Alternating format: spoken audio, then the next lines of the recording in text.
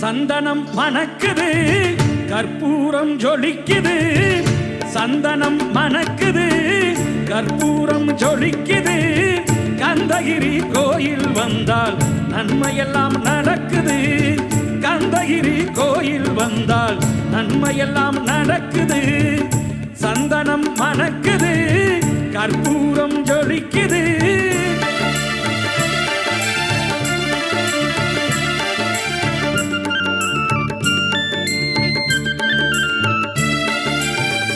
நித்தமும் பாலிலே